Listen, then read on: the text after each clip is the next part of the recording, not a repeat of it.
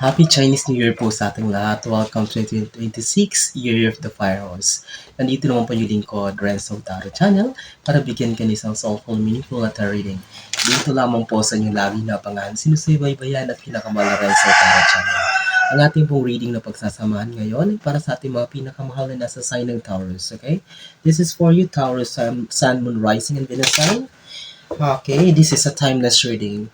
Mega shoutout po sa lahat ng ating soulmates sa buong Pilipinas at sa buong mundo na laging nanonood. Maraming salamat po sa inyo.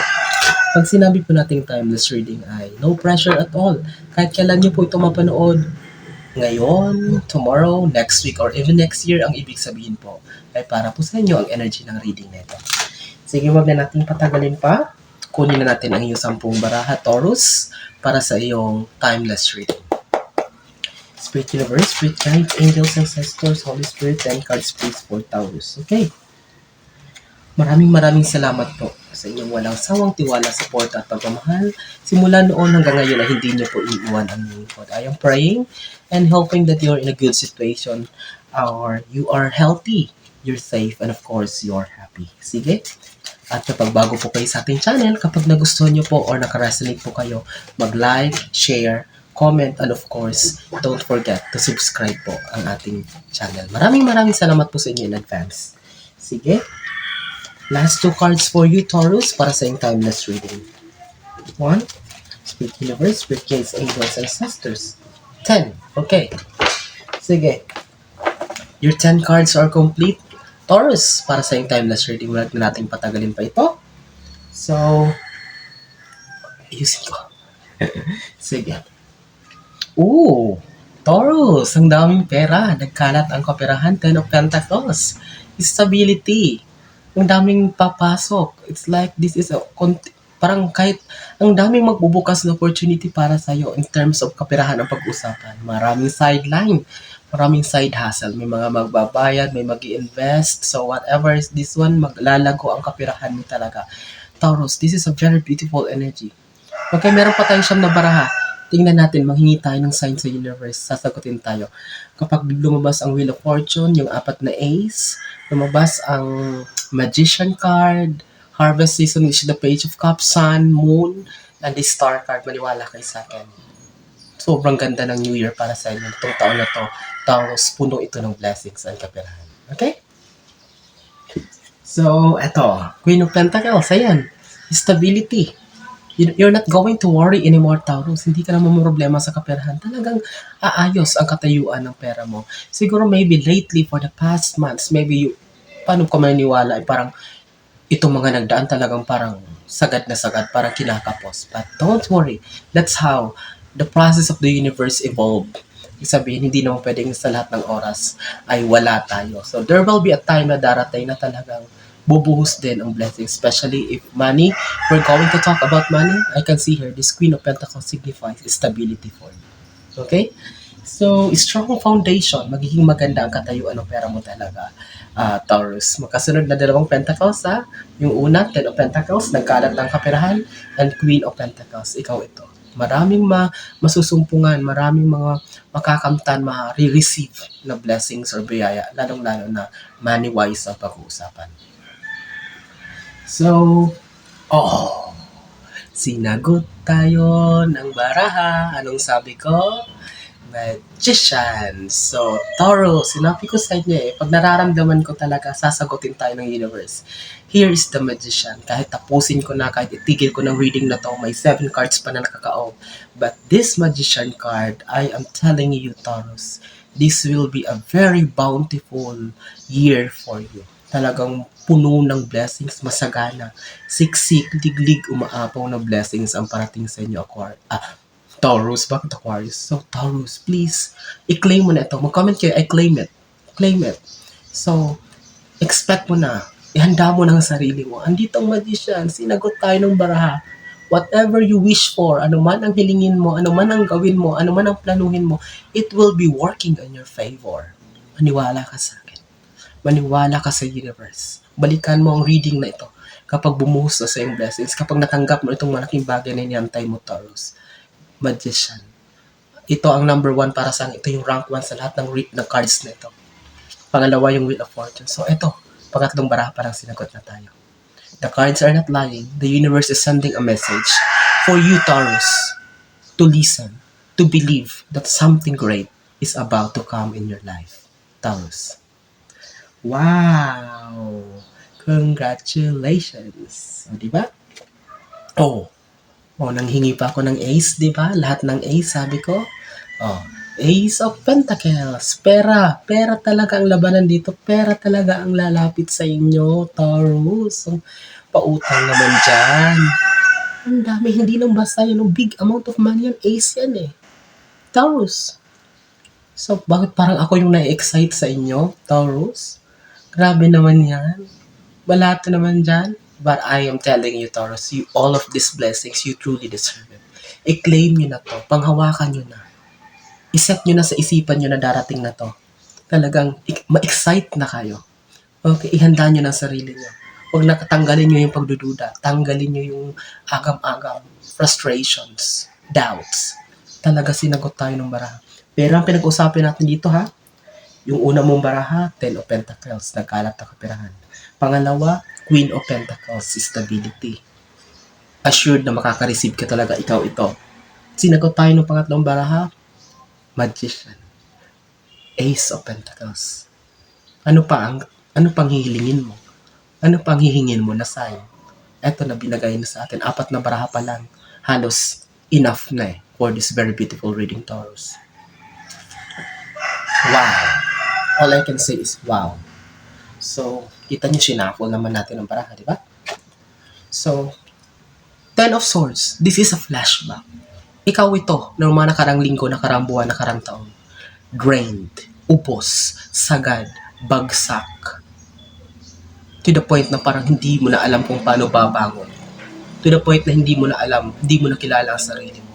Hindi mo na alam kung sinong lalapitan mo. Hindi mo na alam kung anong gagawin mo. But look at, talagang bumangon ang bida. And at the end, ikaw pa rin ang aani ng lahat ng blessings. You truly deserve all of these things na parating si Taurus because the universe have seen enough. Nakita niya ang lahat. Talagang wala kang naitago. Nakita niya lahat ng pagdurusa mo. Nakita niya lahat ng paghihirap na pinagdaanan mo. And talagang kung ano man tong mga blessings na kapalit nito na ibubuhos sa'yo, ay sabi ko nga, no one can question about it. Because you truly deserve this. After all these painful experiences, after all of these hardships and problems that you've been through, here you are, ready to rise up to the occasion, ready to receive and to show to everyone na hindi pa tapos ang laban. Taurus. Okay? So, ito flashback na lang to. Ito ang pinagdaanan mo. Betrayal, pagtatraidor, may mga taong iniwan ka dahil wala ka na. Ba't magugulat sila?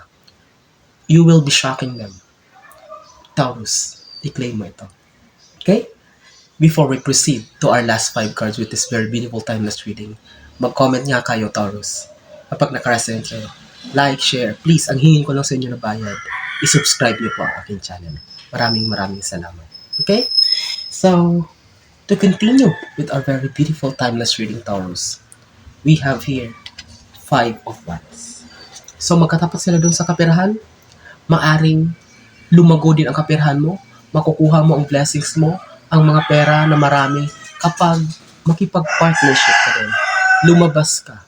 Open your life to partnership or like to network to other people. Pero pipiliin mo itong mga tao na itong mapagkakatiwalaan mo. Pipiliin mo itong mga tao na in-line din, align din, pareho kayo ng mga hilig, pareho kayo ng mga skills and talent. Okay? So, hindi kaya na mag-isa ka lang. Okay? Although skillful ka, magaling ka, matalino ka, but Taurus, you need also help from others for you to really transform para talagang tuloy-tuloy. Okay? Yung mga mayayaman na nga ng mga negosyante, nakikipag-network pa sila, nakikipag-joint venture pa sila. So, you really need to go outside to build network, to build connection to other people. Okay? So, we have here the Queen of Swords. Magkatapat sila ng Queen of Pentacles. Kung sa kapirahan, talagang bubusa yung biyaya, you will be receiving. But I can see here transformation with the Queen of Swords. Okay. Baguhin mo daw ang iyong mindset, Taurus. Ihanda mo na. Yung mindset na parang you always ready, always excited to receive blessings. I can see here freedom. I can see here maturity, independence. Hindi ka na magpapaapekto sa sasabihin ng ibang tao. Hindi ka na mahihiya. Kung ano man magagawin mo, you will be doing it because you love it or ito talagang gusto mo. At hindi ito makabase sa, hindi ito magbe-base sa magiging reaction ng ibang tao sa iyo. You will not be caring about what other people will say about you. You will be doing these things because gusto mo to at alam mo malaki ang future mo dito. Okay? Taurus. So, oh, look at this one. A very beautiful card. Strength. Magkatapat sila ng magician. So, I am telling you, Taurus, be still. Lakasan ng loob.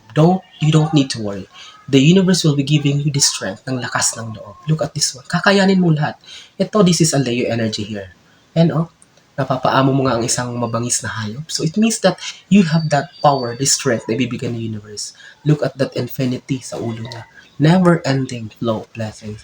Happiness at the background color yellow. So talagang ito yung path na patutunguhan mo. Ito yung path na tinatahak mo. Andito ka papunta. Ito yung mararating mo, Taurus. Okay? You just need to hold on. Magpatuloy lang. Huwag kang panghihinaan ng loob. Talagang maniwala ka. Maganda ang future na nag-aantay sa iyo. So, we have here the tower. O, di ba? Matatapos ang lahat. Tapos na lahat ng problema. Tapos na hindi ka na babalik doon sa sitwasyon na halos hindi mo alam kung paano ka babangon. Inubos ang iyong energy, trinaydor ka, iniwan kang nakadapa, inapak-apakan ka pa. Those painful experiences, those painful moments are now over with this tower card. Tapos na. Maraming matatapos, maraming makakat, maraming mawawala. Gagawin ni universe yan for you to prepare para ihanda ka, Taurus, dito sa malaki at mas maraming blessings na kapalit na ibibigay sa iyo. Move forward. Wag nang lilingon sa mga nakaraan. Tapos na yon. Masakit man yon, yes. We need to accept and move on. Ang mag-focus tayo sa mga mas magaganda, mas malaking bagay na parating sa iyo. Dito sa Magician card, you are assured that a very bright and beautiful life is waiting for you. This tower, again, signifies ending. Katapusan ng mga lahat ng bagay na nagpahirap sa iyo. Mga masasakit na sitwasyon, experiences na pinagdaanan mo. Hindi ka na babalik doon. You will continuously moving forward to a life that you've been dreaming of, a life that you've been wishing for. Okay? So a life filled with prosperity, abundance, happiness, and contentment. Tapusin natin itong napakaganda mong timeless reading, Taurus, with this Three of Pentacles. Okay, Three of Pentacles, I can see here that even though the universe is telling you to go outside the community to build network, kasama nito ang pag-iingat. Okay, this is a reminder for you by the universe to be cautious, maging maingat sa mga papasuking mga transactions, pag-uusap, mga deal, lalo kapag pera ang kinalaman. Okay? Hindi araw-araw Pasko. May minsan lang sa buhay natin na bigyan tayo ng blessings ng universe at kailangan nating alagaan mabuti ito, hawakan nating mabuti. Kasi kapag hindi mo to naingatan, baka mag-fail ka na naman, ma-scam ka, maloko ka nito mga taong hindi maganda ang balak sa'yo, babalik ka na naman dito sa katapat niya. Eto, di ba? Connected ang mga bara natin. Ma-drain ka na naman muli, ma-apektan ka na muli, babagsak ka na muli, at syempre hindi natin alam kung paano naman magsisimula at kung kailan ka naman muling babangon. This is a very beautiful reading, and I hope and I pray, Taurus, na mapanood mo ito ngayon. I'm wishing you all the best in life, Taurus. Again, Happy Chinese New Year. Maraming salamat sa inyong muling pagsama sa inyong lingkod. Ano man ang ginagawa nyo, nasan man kayo naroon, mag-iingat kayo lagi. Thank you so much, and God bless us all.